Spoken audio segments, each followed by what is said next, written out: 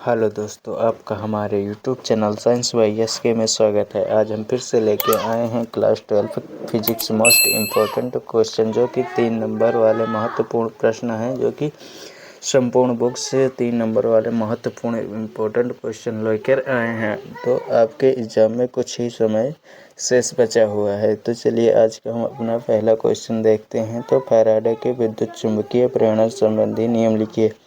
यानी कि फैराडे ने जो विद्युत चुंबकीय प्रेरण संबंधी नियम दिया है उसको लिखने को बोल रहा है। तो हम पहले प्रथम नियम में क्या देखेंगे।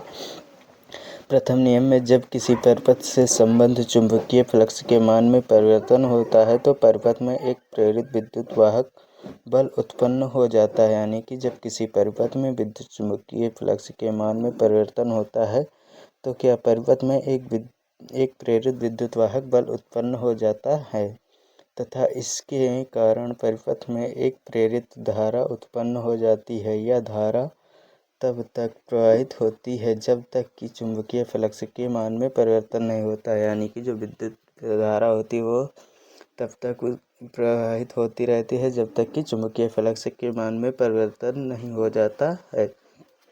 तो हमारा दूसरा नियम क्या है।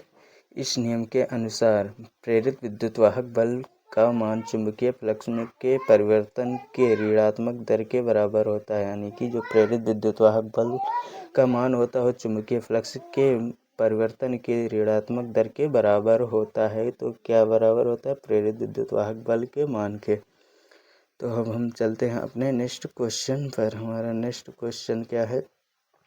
हमारा नेक्स्ट क्वेश्चन है विद्युत चुंबकीय तरंगों के गुण लिखिए। यानी कि जो विद्युत चुंबकीय तरंगें होती हैं उनके गुण लिखने को पूछ रहा है। तो हमारा पहला क्या है, विद्युत चुंबकीय तरंगें त्वरित आवेश द्वारा उत्पन्न की जाती हैं। यानी कि जो विद्युत चुंबकीय तरंगें होती है त्वरित आवेश द्वारा उत्पन्न की जाती हैं। और दूसरा, विद्युत तथा चुंबकीय क्षेत्र में परिवर्तन साथ साथ होता है। यानी कि जो विद्युत तथा चुंबकीय क्षेत्र में परिवर्तन दोनों में साथ साथ ही होता है। अगला हमारा क्या है, वैद्युत चुंबकीय तरंगों की प्रकृति अनुप्रस्थ होती है। यानी कि जो वैद्युत चुंबकीय तरंगों की प्रकृति क्या होती है, तो अनुप्रस्थ होती है। इन तरंगों के संचरण के लिए माध्यम की आवश्यकता नहीं होती, जैसे कि सूर्य के प्रकाश की किरणों को माध्यम की आवश्यकता नहीं होती। इसी तरह इन तरंगों के लिए भी माध्यम की आवश्यकता नहीं होती है। ये तरंगें प्रकाश के वेग से चलती हैं। यानी कि जो ये तरंगें होती हैं विद्युत चुंबकीय तरंगों, ये प्रकाश के वेग से चलती हैं। विद्युत चुंबकीय तरंगों में ऊर्जा विद्युत तथा चुंबकीय क्षेत्र में लगभग बराबर होती है। यानी कि जो विद्युत चुंबकीय तरंगें होती हैं वो विद्युत ऊर्जा तथा चुंबकीय क्षेत्र में लगभग बराबर होती हैं। तो अब हम चलते हैं अपने नेक्स्ट क्वेश्चन पर।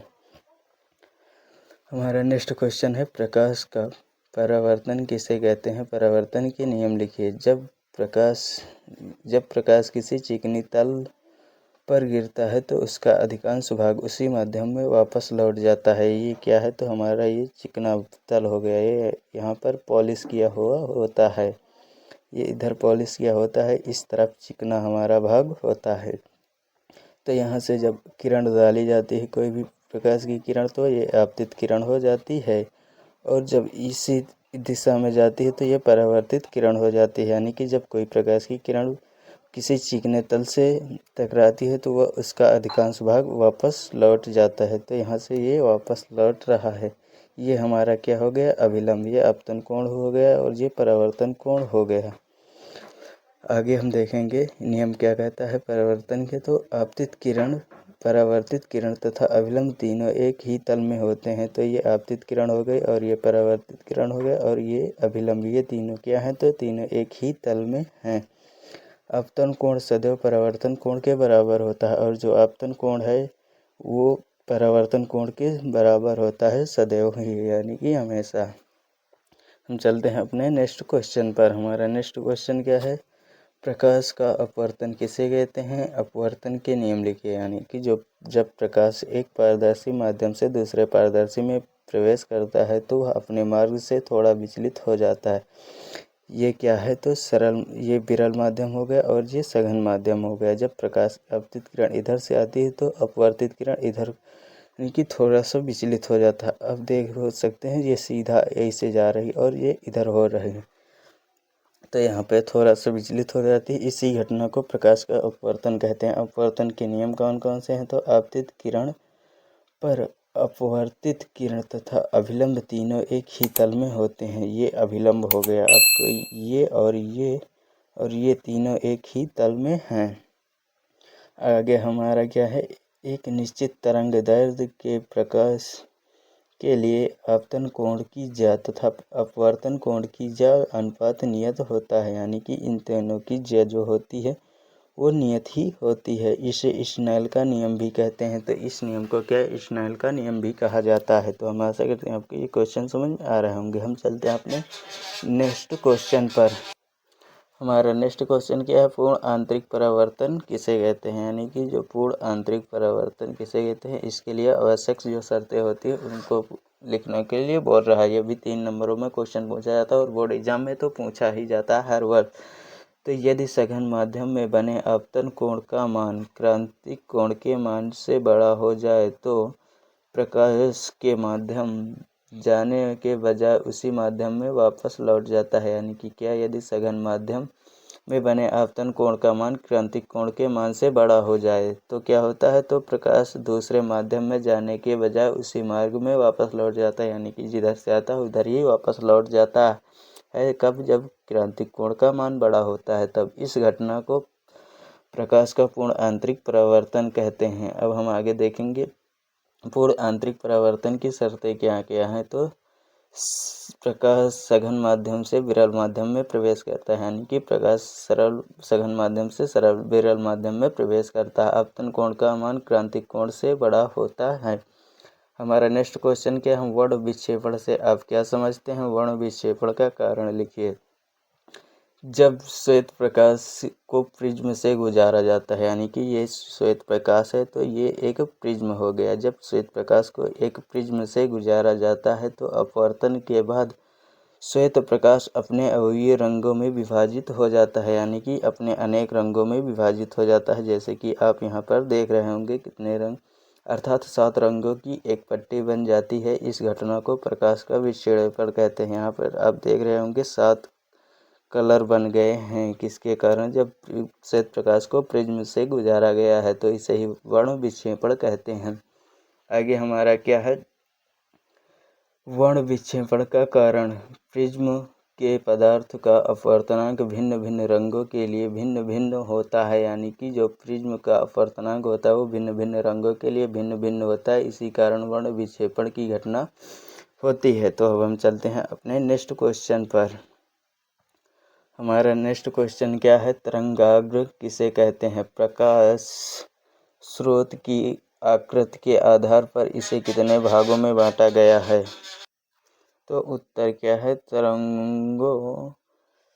तरंगों के अंगों आगे की ज्यामितीय आकृति को तरंगाग्र कहते हैं, यानी कि जो तरंगों के आगे की ज्यामितीय आकृति होती है उसे तरंगाग्र कहते हैं। तरंगाग्र 3 प्रकार के होते हैं। तो पहला हमारा क्या है, गोलीय तरंगाग्र। यदि प्रकाश स्रोत गोलाकार होता है, यानी कि जो प्रकाश उत्पन्न करने वाला यंत्र होता है वो गोलाकार होता है, तो उससे निकलने वाली तरंगों की ज्यामितीय आकृति गोलाकार होती है। यह गोलीय तरंगाग्र कहते हैं। या तो बहुत ही आसान है। अब हमारा है बेलनाकार तरंगाग्र।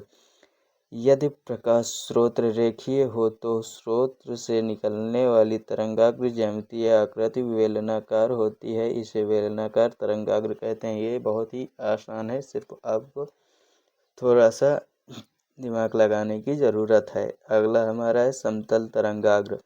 स्रोत से दूरी अधिक होने के साथ साथ तरंगाग्र की ज्यामिति बढ़ जाती है या वक्रता घट जाती है, तो ऐसी स्थिति में बनने वाले तरंगाग्र को समतल तरंगाग्र कहते हैं। यानी कि जब स्रोत से दूरी अधिक होने के साथ साथ तरंगाग्र की त्रिज्या बढ़ जाती है या वक्रता घट जाती है, तो ऐसी स्थिति में बनने वाला जो तरंगाग्र होता है वो तो समतल तरंगाग्र होता है।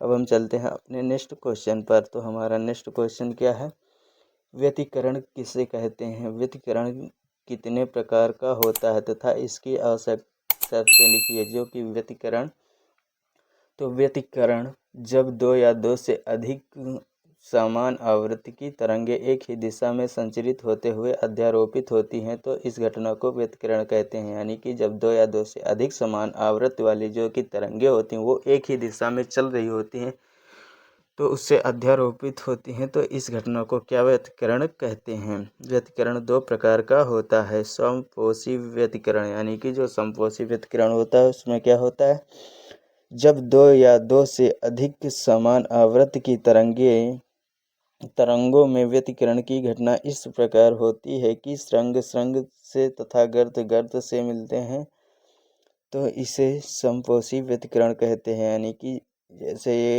एक माध्यम हो गया और तरंगे ऐसे चल रही हैं और ये ऐसे मिल रहे हैं, तो ये श्रृंग श्रृंग हो गए और ये नीचे वाले गर्त गर्त हो गए।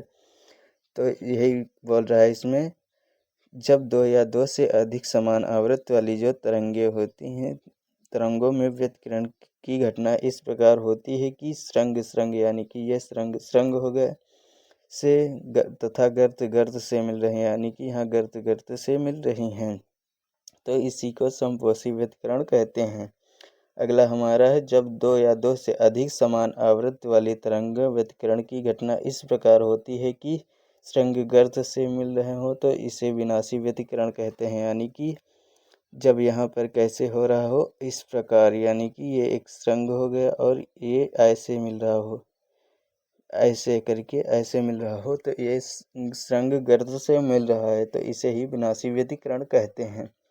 अगला हमारा व्यतिकरण के लिए आवश्यक शर्तें, प्रकाश स्रोत कला संबंध होना चाहिए, यानी कि जो प्रकाश स्रोत हो कला संबंध होना चाहिए।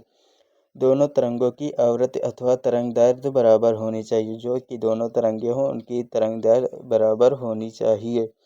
दोनों तरंगों के आयाम बराबर अथवा लगभग बराबर होने चाहिए, बराबर या फिर थोड़ा बहुत ऊपर नीचे चलता है। दोनों स्रोतों के बीच दूरी बहुत कम होनी चाहिए, यानी कि जो दोनों स्रोत हों उनके बीच दूरी बहुत कम होनी चाहिए। हमारा लास्ट क्या है, दोनों प्रकाश स्रोत अत्यंत संकीर्ण होना चाहिए, यानी कि जो दोनों प्रकाश स्रोत हों वो अत्यंत संकीर्ण हों। तो अब हम चलते हैं अपने नेक्स्ट क्वेश्चन पर।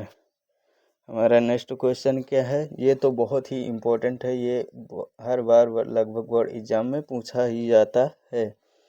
तो हमारा है अगला, रदरफोर्ड के अल्फा कण प्रकीर्णन का प्रयोग संक्षिप्त वर्णन कीजिए। यानी कि रदरफोर्ड के जो अल्फा कण प्रकीर्णन प्रयोग है उस पर संक्षिप्त टिप्पणी लिखने को बोल रहा है। तो हमारा आंसर क्या हो जाता है कि परमाणु की संरचना को समझने के लिए रदरफोर्ड नामक वैज्ञानिक ने एक स्वर्ण पन्नी पर अल्फा कणों की बमबारी किया, जिसके आधार पर उन्होंने निम्नलिखित निष्कर्ष निकाला। यानी कि उन्होंने क्या किया, रदरफोर्ड नामक वैज्ञानिक ने तो एक स्वर्ण की पन्नी ली, उस पर अल्फा कणों की बमबारी की, तो उन्होंने निम्नलिखित निष्कर्ष निकाला। हमारा पहला निष्कर्ष क्या निकाला उन्होंने, तो अधिकांश अल्फा कण बिना विचलित हुए स्वर्ण पन्नी को भेद कर निकल जाते थे। यानी कि ये क्या है, तो ये हमारी स्वर्ण पन्नी हो गई और यहाँ से अल्फा कण भेजे जा रहे हैं। तो देखिए जो कि अधिकांश हमारा पहला नियम निकला, तो हम अधिकांश अल्फा कण जो थे वो क्या हो रहे थे, तो सीधे स्वर्ण पन्नी को भेजते हुए आगे निकल जा रहे थे। तो जिससे यह निष्कर्ष निकला कि परमाणु के अंदर अधिकांश भाग खोखला होता है। यानी कि इससे क्या निष्कर्ष निकला कि परमाणु के अंदर अधिकांश भाग खोखला होता है। तो हमारा दूसरा उन्होंने क्या निष्कर्ष निकाला, कुछ अल्फा कण अपने पथ से विचलित होते हुए गुजर रहे थे। कि जो दूसरा था, तो कुछ अल्फा कण जो थे वो सीधा तो जा रहे थे बट आधे पर से थोड़ा सा विचलित हो जा रहे थे। तो इससे यह पता चला कि परमाणु का धनावेश बहुत कम स्थान लेता है। यानी कि जो परमाणु का धनावेश होता है वो बहुत कम स्थान लेता है। तो तीसरा ज्ञान नियम निकाला, कुछ अल्फा कण बहुत बड़े कोण के साथ विचलित होते हुए इससे ये विचलित होते थे। यानी कि जो कुछ थे वो बहुत ही तेजी से विचलित हो रहे थे, बड़े कोण के साथ विचलित हो रहे थे। तो इससे यह पता चला कि परमाणु का समस्त भाग धनावेश और द्रव्यमान परमाणु के अंदर अत्यंत छोटा भाग में केंद्र होता है। तीसरे नियम में इन्होंने यह पता लगाया कि परमाणु का समस्त धनावेश और द्रव्यमान परमाणु के अंदर अत्यंत छोटा भाग केंद्रित होता है। यानी कि यहाँ पर क्या होता है तो नाभिक होता है, जिसके कारण ये जो कि अल्फा कण थे ये विचलित हो रहे थे कि बड़े कोण के साथ। तो इससे यही नियम निकला। अगला हमारा क्वेश्चन क्या है? हमारा अगला क्वेश्चन है, रदरफोर्ड के परमाणु मॉडल की व्याख्या कीजिए तथा इसकी कमियों का उल्लेख कीजिए। तो रदरफोर्ड के परमाणु मॉडल के अनुसार प्रत्येक परमाणु का समस्त द्रव्यमान तथा समस्त धन आवेश परमाणु के केंद्र में एक छोटे से भाग में निहित होता है, जिसे नाभिक कहते हैं। अभी आपने पिछले में देखा, उन्होंने सिर्फ एक ही जगह नाभिक की बताया कि एक ही जगह पर नाभिक उपस्थित होता है, वहीं पर इसकी कमियां पूछ रहा है। तो अगला हमारा क्या है कि नाभिक के चारों ओर मुक्त इलेक्ट्रॉन घूमते रहते हैं। इन इलेक्ट्रॉनों का कुल ऋणावेश नाभिक के धनावेश के बराबर होता है। तीसरे में क्या कमियां थी? तो यह इलेक्ट्रॉन नाभिक के चारों ओर वृत्तीय कक्षाओं में चक्कर लगाते रहते हैं, जिसके लिए आवश्यक अभिकेंद्र बल इलेक्ट्रॉन और नाभिक के बीच विद्युत आकर्षण बल से प्राप्त होता है। अब आगे पूछ रहा है रदरफोर्ड की परमाणु मॉडल की कमियां। तो रदरफोर्ड के परमाणु मॉडल की कमियां निम्नलिखित दो प्रकार की कमियां पाई गई हैं। तो अब हम अगले देखते हैं कमियां कौन कौन सी थी। तो सबसे पहली थी परमाणु के स्थायी की व्याख्या में असमर्थता। यानी कि जो परमाणु स्थायी की व्याख्या की थी उसमें असमर्थता थी। तो क्या थी? तो नाभिक के चारों ओर घूमते हुए इलेक्ट्रॉन में अभिकेंद्र त्वरण होता है। विद्युत गतिकी के अनुसार जब कोई इलेक्ट्रॉन गति करता है तो लगातार ऊर्जा उत्सर्जित करेगा, जिसके कारण इलेक्ट्रॉन की निरंतरता ऊर्जा कम होती जाएगी और एक समय ऐसा आएगा कि इलेक्ट्रॉन नाभिक में गिर जाएगा। जबकि ऐसा नहीं होता है, अर्थात परमाणु क्या होता है तो स्थायी होता है। उनके अनुसार जो कि पहले प्रयोग में क्या उसके अनुसार परमाणु गिर जाएगा, जबकि परमाणु स्थायी होता है। तो ये गलती थी। दूसरी गलती क्या थी? स्थायी स्पेक्ट्रम की व्याख्या में असमर्थता। रदरफोर्ड का परमाणु मॉडल रेखीय स्पेक्ट्रम की व्याख्या करने में भी असमर्थ रहा। तो हम आशा करते हैं आपको यह सारे क्वेश्चन अच्छे से समझ में आए होंगे। यदि क्वेश्चन अच्छे समझ में आए तो प्लीज़ वीडियो को लाइक एवं चैनल को सब्सक्राइब करें और अपने बोर्ड एग्जाम को अच्छे से देकर आएँ, जो कि फिजिक्स का 6 मार्च को होने वाला है। तब तक के लिए thank you watching for video.